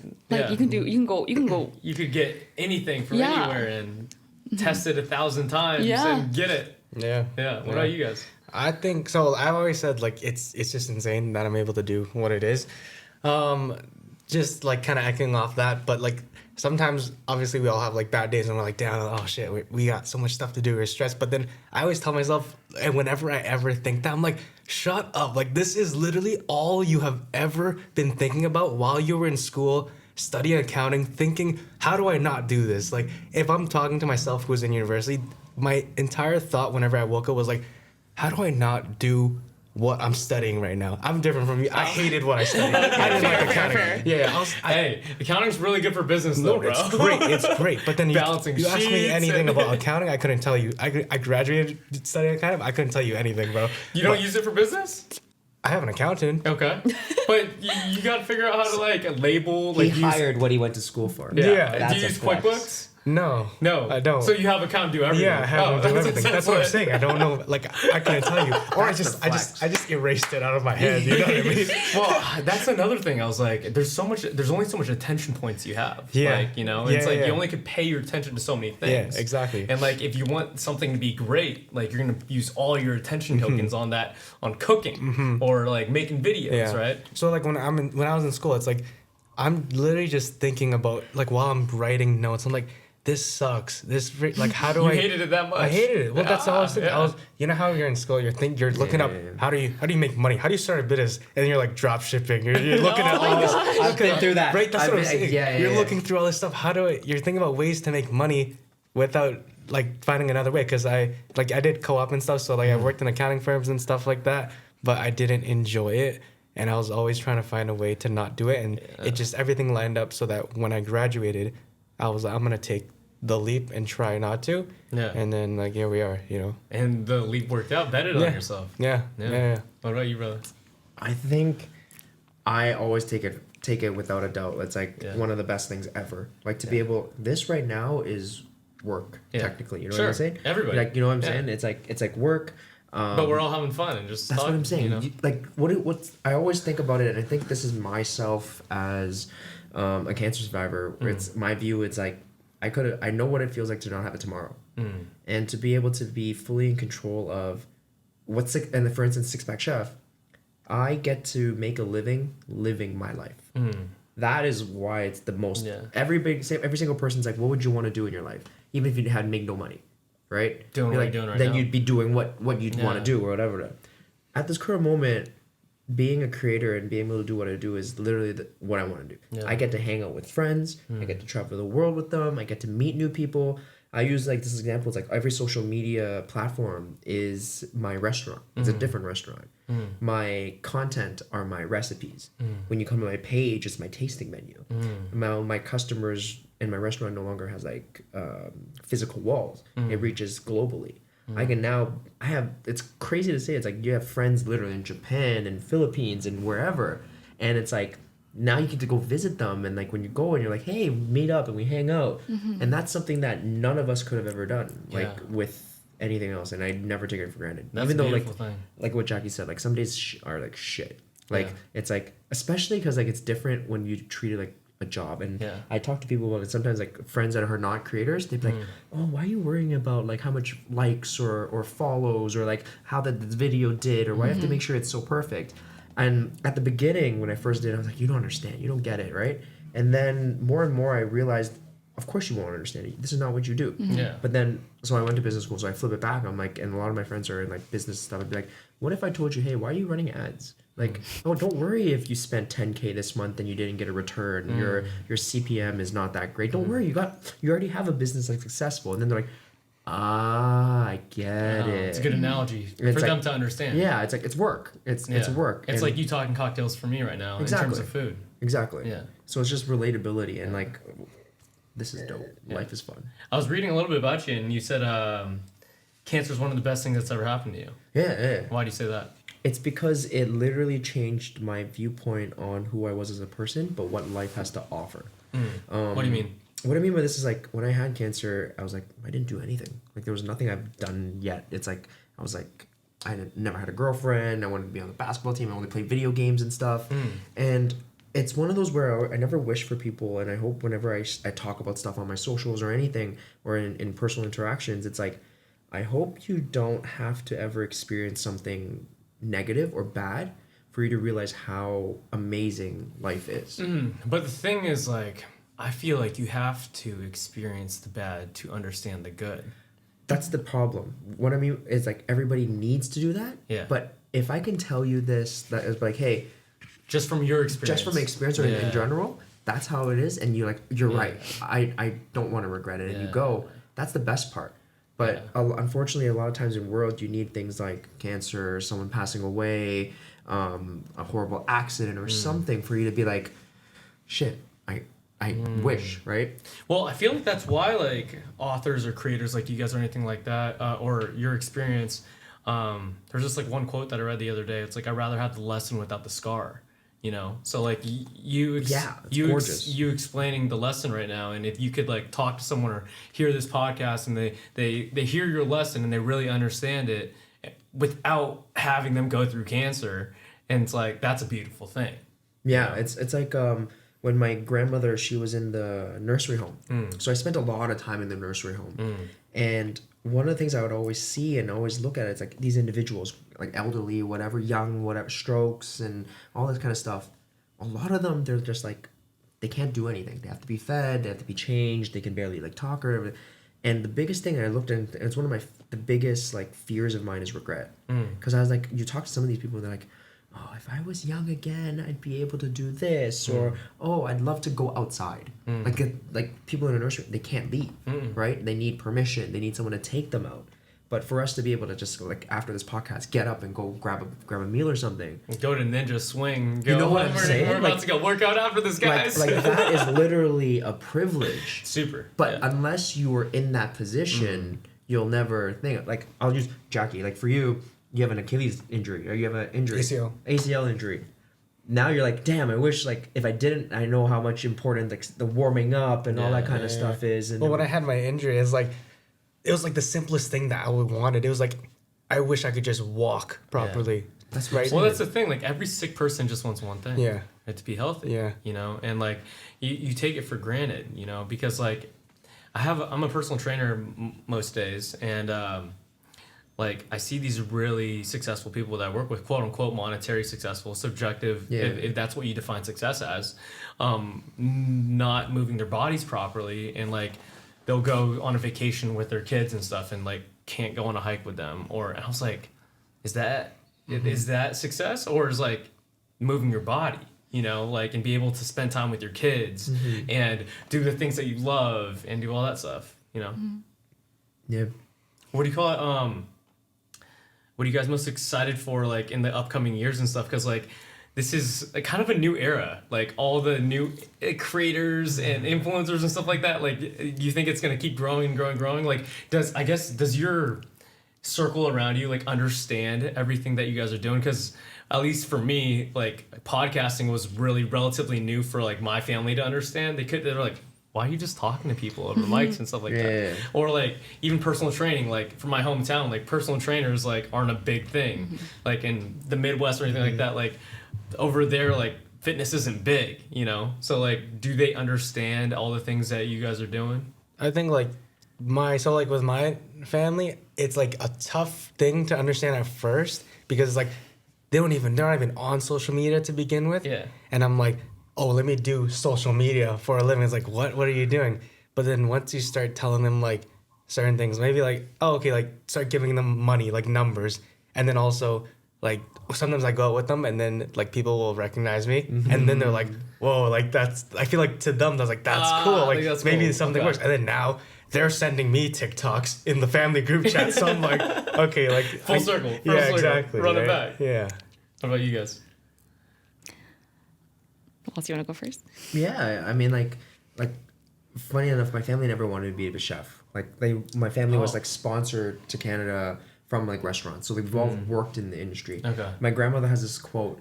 She goes, "If you ever want revenge on someone, send their like significant other or loved one into the industry, and the industry will do its thing." Yeah. It's very industry's tough, dude. Yeah. I mean, you're a bartender. You understand. Yeah, I actually just put my 2 weeks in. Hey. I'm gonna get out because like I would work until 2-3 a.m. and I'd have clients at like 5-6 a.m. in the morning, and like I just wasn't having good quality sleep, and I love the job. Like you probably love being a chef, but there's it's a lot on your body. It's a lot on sleepless nights and everything like that. You know? Yeah. So like that was a thing, and then like the whole like the Asian stereotype of let's get into this, doctor, guys. lawyer, all that stuff. All of us in some way we're supposed to be someone. Everyone, right? I right always here? say like we're on the machine. No, you didn't have it. Oh. I'll talk about my experience Okay, after. I chose the least, the easiest one, which is accounting, but I still didn't even do that. Yeah, you know what I mean? Like, so anyways, it's like they were always worried about me, even if I worked at like Michelin star restaurants and the best restaurants in the world, and like on TV shows and stuff. They were like, they would worry because they know how tough it is still. No matter if I was like, a finalist on Top Chef Canada or worked on whatever Michelin star, I'm still working 16, 18 hours a day, making XYZ money, like it's time for money, like, you know what I mean? And so they were always worried, and even during COVID and stuff, they were still worried, like, how you're paying bills and stuff. And sort of like, I'd show them some videos a little bit, and they're like, oh, you're filming it for what? And I was like, oh, just like, just making videos and stuff. It was not until when, it's a little bit like what Jacky said, maybe Lisa, you have this experience too. It's when family, they have their circles, go to them and be like, hey, your son is thing. So from my personal example is my mom's coworker suddenly one day came up to her and she's like, hey, me and my daughter were watching your son's videos. And then she's like, what are you talking about? And then they just show these videos. And then randomly then my mom would be like, come home and be like, hey, what is this video stuff you're talking about? And she's like, I'm like, what do you mean? It's like my what was that feeling like? It was cool because then it's still not cool yet. Like what I mean by that, it was at the moment I was like, oh, they're like, hey, why are people knowing about you? Why are people watching your stuff? And then you start and be like, well, I'm like, I have this following on XYZ platform. This is what I show and stuff. And then it's there. And then it's like, now it's like, they're like watching all the videos and like you said, sharing different things. And instead of it's like, oh, they're like concerned about, hey, like, don't film too much, like don't edit so long, make sure you eat and all these different things. Or they'll send people's videos to me and they're like, look at this guy, you should be like him. Or like, you look at this girl, like her videos are this way. I'm like, I understand, I get it. But they are very much I think they're proud now, and they're proud now because they can see some of those things, whether it's the numbers or whether it's like being able to show them, like their friends. Well, this is my son or my daughter. I feel like the biggest thing is like you wanted to get your, I guess, joy that you're doing, make them understand that. Because I feel like every parent, they just want their son or daughter to be like happy doing what they like and like not starving or like if you're making a living doing what you love, that's a beautiful thing, and a lot of people don't have the privilege to do that. It's like social media is so new to them. They don't like, I think the biggest thing besides it was like Dr. Laura something that they understood would have been like, oh, being an actor or a movie star. Sure. They understand that. Kind of. Yeah, this is like one step below that. It's like one deviation away from under that, but then it goes to like, I think especially like my family or like I think in like Cantonese, they understand like YouTuber more. YouTuber is more than the next thing. Then it becomes like, oh, you are like a Instagram person or a thing. It's just been around for longer. That's why. Exactly. Yeah. The more they know. So all you guys are not really do YouTube at all. Is it mostly short form? Hopefully this year. Yeah, we all want to do long form. Like we all have like our accounts on all platforms and stuff. Okay. It's more of just like growing and like evolving and adapting. Yeah. Lisa, what about you? I don't even know where to start with this because I feel like I've had a little bit of a different experience. My parents are like not the Asians where like you should be a doctor, this and that, this and that. Okay, and is that a good thing or a bad thing in your opinion? I think it was kind of like both because my parents were the type to just be like, just try your best. As long as you're doing your best, do whatever you want. Your occupation, do whatever you want. They were that kind of parents. I kind of like that from an objective standpoint. So when I was like growing up, I would personally was hard on myself, like making sure I got like the grades I wanted. Like, but my parents were like, don't overwork yourself. As long as you're passing, you're good. As long as you're happy. And then even with like work, they were like, do whatever. I think it's part because my dad was an Olympian. He didn't really go the traditional route. What was in the Olympian for? Table tennis. Ooh, that's so sick. That is table tennis is such a flex. Yeah, that's actually insane. Flex. The reflexes on it, so probably insane. You gotta show some videos for real. Yeah, so my dad didn't go the traditional route of like going to school and like he was more so focus on the Olympics. And then my mom too, she didn't really go to university or anything. She just ended up being a tour guide, and that's how like my parents met. She like followed my dad home. But anyway, that's like off topic. But we needed that. We needed that. Yeah, she literally like flew to Canada, and my dad was like, "Who are you?" I literally just it was a funny story. But shoot your shot. Shoot your shot. No, shoot. Long story short, my mom was at this hotel as a tour person, and she was kind of helping the Olympians, which my dad was part of at this hotel, just kind of like guiding them. But my dad has already been to Japan multiple times. So like while his friends all were exploring Japan, or I think it was Tokyo at the time there, he was at the hotel lounge and he was trying to print something. And my mom was at the front desk. He was like, do you need help? And then like my dad was like, no, I got it. So he figured it out. And then he wanted to eat this cake. It's called mombrang. Okay. It's like, how do you say it? Mombrang. It's kind of like a chestnut cake. Okay. And my dad really wanted to eat it. It was just a convenience store one, or like a small, like very well-known, like a popular store. It's called Cozy Corner in Japan. And my dad was like, to my mom, was like, oh, I know this really good cake place. Do you want to come with me? And then my mom thought it was going to be like a great, like delicious, like high-end place. No, it was just Cozy Corner. So then my mom goes and she's like, oh, what a simple guy. But then I think that's what she was like, does he find me cute? And then like, for some reason, when he left, my dad was chilling. He didn't think anything of it, apparently. But he was like, bye, on the bus going back to Toronto. But my mom started crying because he was leaving, right? So then like, his buddies Your mom was in love with this man. Yeah. Damn. My dad's buddies were like, yo, what'd you do to her? Like, what is happening? My dad's like, oh, what the heck? But I think he just ended up giving her a number. And then like, she flew to Canada. Yeah. And just ended up staying in Canada. So yeah, that's how you're here. Yeah, that's how I'm here. So good for my mom for Keeping up with it, yeah. That's Follow awesome. your dreams. Yeah. But, yeah, follow your That's the dreams. dream. That's the Follow that's the- your dreams. Exactly. At the end of it. But yeah, so my parents weren't like didn't follow that traditional route too. They So weren't you're like supported. That's awesome. I'm Yeah, a they lesbian, were- bro. Did you know that? I didn't know. No. I didn't know Oh, that. you guys learned something. No, man. Yeah, so yeah, my dad was both my parents were just like, just do your best kind of people. And I think in that aspect though, because they never pushed me, I felt like I had to push myself. So I put a lot of pressure on myself like throughout school, and that I was just like, yeah. In that aspect, I wish they kind of were like not stricter, but they were just relaxed parents, in which I'm grateful for. I've seen my friends be really stressed out in the fact that like their parents were like, yo, you gotta be a doctor, you gotta be this and that, you like controlling what they wanted to be when really they wanted to do something else. So I was always Nothing like, wrong with being a doctor and lawyer, guys. No, nothing wrong with that. If you guys want to be a lawyer or doctor, please. Yeah, we no, need like, them. We We need need more them. of them. Jackie will hire you. yeah, like if you love Accountants, guys, we need them. yeah, absolutely. Nothing wrong with that. It's just like I think they felt that pressure that they had to be that, Yeah. right? Yes. Whereas like they wanted to do something else. So People fall in love with it. My buddy who's helping me do my books, he loves accounting. Like he loves balancing sheets. It's like his art form, you know. And I'm just like, when he talks to me about it, I'm just like, I You can't feel the relate, passion. bro. You're like, Yeah, I can hear it. Wow. I can hear it.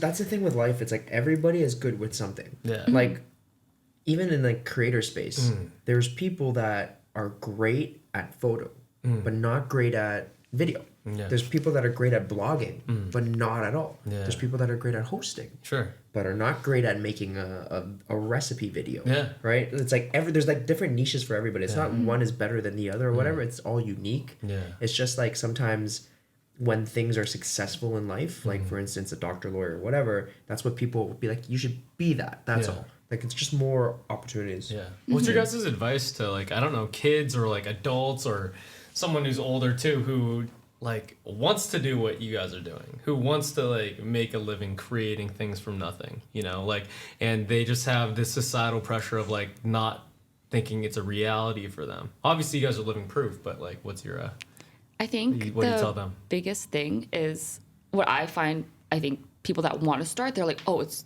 social media or like I'm gonna talk specifically for food bloggers, but it's too oversaturated. But I think that there's room for everyone because that's like saying there's doctors are oversaturated, engineers are oversaturated, but we always need more of them, right? Like people. Once you get older, you stop doing that work, they retire. Then the younger generation replaces them. Yeah. And with food blogging, I think why people are worried that it's so saturated. I love that. I was quick tangent. It was like I was thinking about that a lot when I was starting the podcast. Like I'm a big Joe Rogan fan, and I was just like, Joe Rogan's gonna die someday. Like who's gonna pick up his torch and like do that task? You know, someone has to do it. Yeah. Nate. You know. Maybe. You know what I'm saying? That's all I'm saying. There you go. Yeah. What was I saying? Oh yes. Okay. So for food blogging, I think why people kind of get worried Yeah. that it's too saturated is because like they're like, oh, there's already so many food bloggers. How can I rank for Google and make money still, right? But I think how you should kind of like change that mindset is like everyone has a different, like the way they deliver a recipe, for example. Everyone has their own way of doing it, and there's so many people in the world that everyone kind of absorbs that information differently. So three YouTubers can do the same recipe, right? But people like different styles, so they'll retain that information differently. So for example, one person might do like a head-on talking video, walk you through everything. One person might be silent, just doing ASMR with the subtitles. One person might have music over in the background and maybe do like a voiceover. I didn't think about it like that. One thing that I did realize is like dancers, like you give them a song, every dancer is gonna have it differently, and that's I didn't know like videography and videos. That's the same thing. Recipes, same thing. And like everyone likes different styles. So like one person might like the way where it's like ASMR with subtitles. They find that more relaxing. They I don't understand like watching ASMR. Do you guys understand it? I like it. I get it, but I don't like it. Okay. Yeah. It's like Okay, different. food chewings I can't do. It's more so like cutting. I like ASMR. okay. That kind of ASMR. Yeah. I don't. My sister likes like the chewing ASMR. I'm like, Yeah, she I can't sleeps get to that. I can't do I that. was Yeah, like, no. what? I'll hear the whispering stuff is kind of weird. Oh, It's yeah, like, it what do you- creeps me out a little bit. Yeah, But it's like, Oh, like he's read a bedtime story or something. Yeah. That's or I like don't know. whispering and stuff. yeah. It's like, do you like my voice right now? Oh my god, no. I don't know about this one. Yeah, no.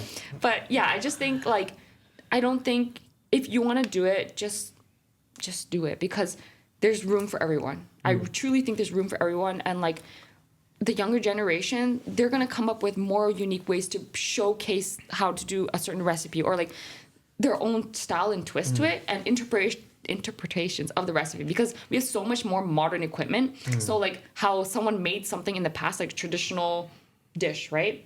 How can you use modern equipment to make it faster, more efficient in this daily life? Because let's be real, like we have things like high-speed blenders, sous vide machines, right? Whereas in the past, people would like use their rice cooker to sous vide. You can use a regular, like how would you make it faster? Or like you can use an Instant Pot to make the same kind of dish more efficient or faster, meal prep wise, right? Okay. Things like that. What Yeah. about you guys? Like advice to people who want to get into it, right? So for me, like if anybody says they want to start creating content on the internet, like how do I get into it? And then they start giving me excuses like, it's like so saturated. Like I was saying, obviously that's maybe like it's oversaturated or like how do I get started? It's like there's so many people. I'm like, that to me is just an excuse. Like it's an excuse for you not wanting to do it because you're afraid of other people that are gonna judge you, who are gonna like you don't want to put yourself out there and have people be like, oh, this guy's doing this. Look at him, he's a loser. Like you're afraid of being judged, and to me, I'm like, you gotta just do it. Like that's the only way around it, and you're gonna figure out your style of video. There's so many different ways to do it. Not even just food, but like anything. Like I watch people on TikTok play Tetris.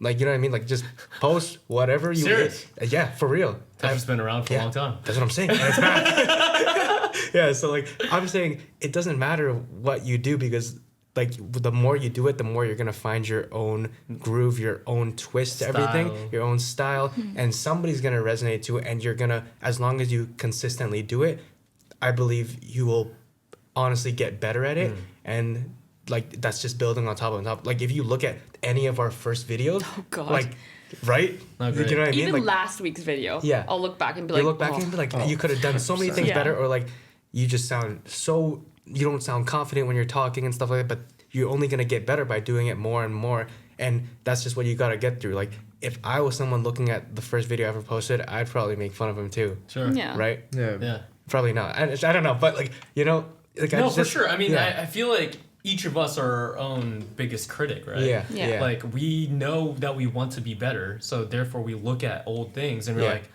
"What was that, dude? Like, Right? why are you doing that?" Yeah. Trust me, I look back at my old content, like I just want to delete my Cringe. entire account. Yeah. I'm like, oh my god, I just want to delete my entire account. But Yeah. I think one thing I should take my own advice, but is that no one actually cares. Like just You care the post- most. You care the most. Your friends and family or whoever sees your video, like no one cares. Just Do it. do whatever the f you want. Yeah, Like, I'm like, yeah.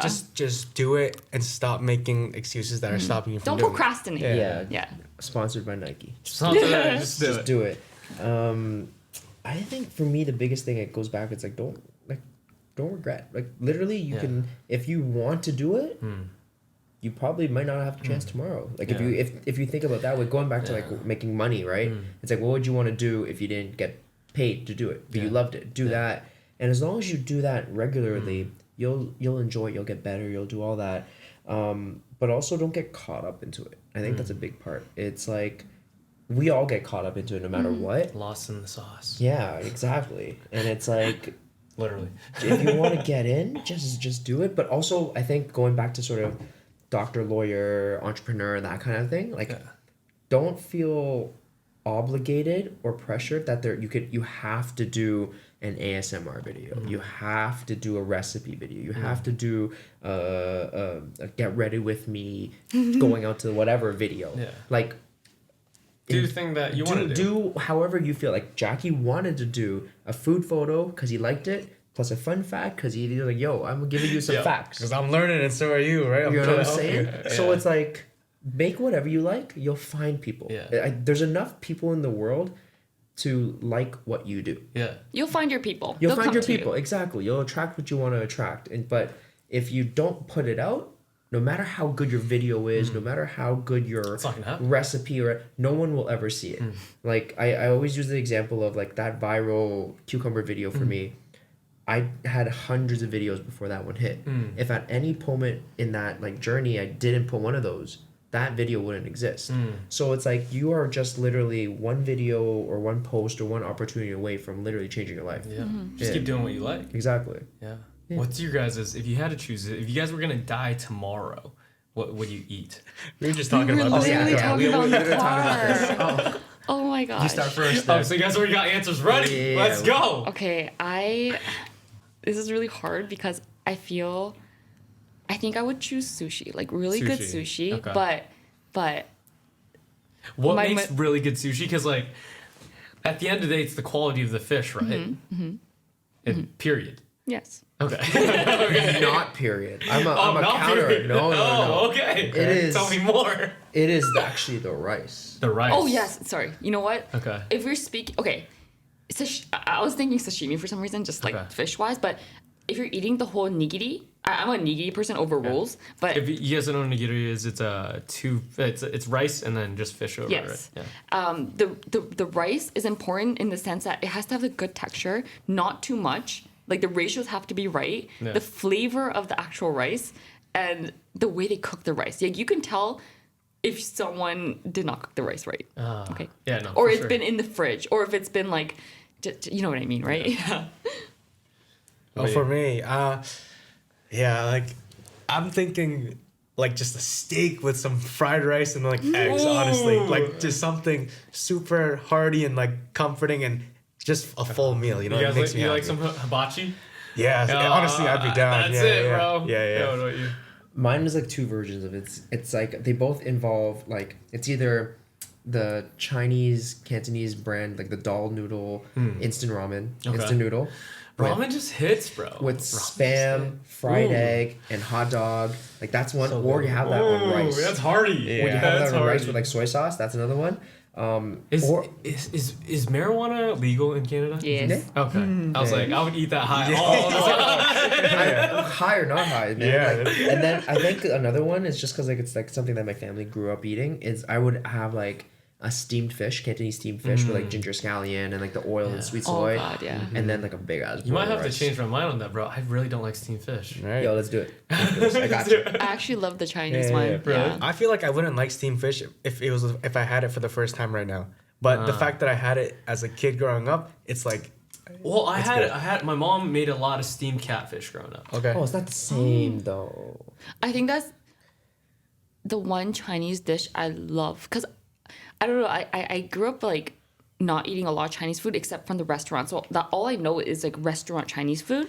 So like when I got older, my friends' parents' Chinese food is so much better than when I was eating at the restaurant because it was so oily, salty. So it was just like too much for me. But the one thing I loved was steamed fish. I think it was just like so like mellow, not too hard, not too oily, and it was like perfectly like soft. Let me change your mind on that one. Yeah. I promise you. I will. Oh, all right, Yeah. we're gonna do it. Yeah. What do you guys? I guess what are you guys most excited for in your life right now? Because like you came to a point where like you're doing what you love for a living, and to so many people they never achieve that in their entire lifetime. You know, like what excites you now? Like what's next? You guys got anything? I have mine like real. It's always been. It's like I feel like I'm just getting started. that's what I'm excited for. Like it's What like, do you mean? Expand on that. like everything I've done and everything is literally just still starting. Like the visions that I have and like the things that I want to do and where I want to be in life and everything like that, that's like still part of it. And it's cool to be like, this at this current moment is only like the beginning of it. The best thing the seeds are just planting. Like they haven't even reaped the fruits of the labor and The all roots that are stuff. just sprouting out of the No, ground. not even. Like Not literally, even. it's just Wow. like it's like the holes are just being built and I'm like just being dug, and I'm just putting the Just seeds down. planting. Wow. Yeah. That's a good feeling. Yeah, that's exactly it. My thing is kind of similar. I'd say like I've always been someone who really likes being in a situation where like I don't really know what's next, because as we're saying with the whole creator like industry thing, things are always changing. You know, like, you know, TikTok might not be around tomorrow, Instagram might not be around tomorrow, but something else is gonna happen, and I'm excited to adapt to whatever's next, to be honest with you. Because And technology is going to keep evolving. Yes. It doesn't know what you don't know what's next. Exactly. You don't know what's next.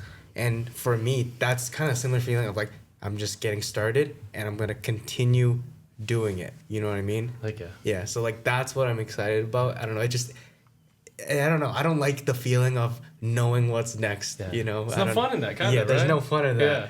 Yeah. I like going with whatever gets thrown at me and then making something out of it. Heck yeah. Yeah. What about you, Lisa? For me, I think, without getting too deep into it, I Get took deep kind of into like it. a 2-year break, kind of, right? I took like a 2-year break. Okay. Just because I was going through a lot of like health stuff. Oh, okay. Are you better now? Yeah, that's why. So Okay. because I Congrats, that's awesome. I'm in such a better place now. Like I Love think I'm excited to just get back into sharing recipes because I miss that so much. Like the last 2 years, I've just been like just all over the place, like not knowing what to do. I'm like, do I want to continue food blogging? Like, should I go back to corporate? Should I do something else? Because I was like, okay, social media isn't for me. It's not for me anymore. Why did you say social media wasn't for you? I think at one point, I just okay. I'm not gonna go too deep into it, but it's kind of like my niche is kind of changing, and I think I was just like scared of that niche change. But now I'm at a point. I think the first year is when I was kind of like, oh my god, like everything around me is changing. What the hell am I gonna do? The second year, I was kind of like the year where I had to kind of accept it and also like learn to move on from it and just like be okay with myself again. So kind of like figuring out myself again, because I was like, I've become such a different person too. And then like this year now, like I'm just like, okay, I'm ready to get back into it. I miss sharing recipes. I miss doing these things. And like, I think with that, I'm so grateful that like I'm still, even after a 2-year break, I have friends like this that will hang out with me, you know, and like the foodies. Awesome. So like this year, I hope like I can share more recipes and like do what I love again, because I miss that. Like the last 2 years, the first year I truly was like not in the shape to do like work. The second year, I think I just fell in the habit of like a combination of falling into habit of being almost lazy, like not like I forgot how to like work. I forgot. I was so stuck in the routine of like the routine I was in when I was kind of like sick. So like every day was just passing by super quickly, and I was like, I still don't know what I'm doing. But then like like now I'm just like excited to like go back into work and like, you know, do what I love again. Yeah. I love that for you guys. That's awesome. Well, let's go swing from vine to vine at this ninja place, guys. I appreciate you guys for coming on. Yes, sir. Hope you Thank guys you had so a much. blast. It was an experience for me. It's talking to 3 people is way different than talking to one. Yeah. That was And, good. You held it down. You held it Yeah. down. If you guys come back to LA, we'll do it again, guys. Yeah. Thank you so much for having us. Thank This you. was so Sounds good. Thank you for fun. having Peace, us. guys. Go check them out. Can you guys all say where they can find you and everything like that? Ladies first. Okonomi Kitchen. There you go. Kwok spots on everything. W2 6-pack chef on all. Go check them out, guys. The links will be in the bio, and we'll see you in the next one. Bye-bye. Bye. Peace.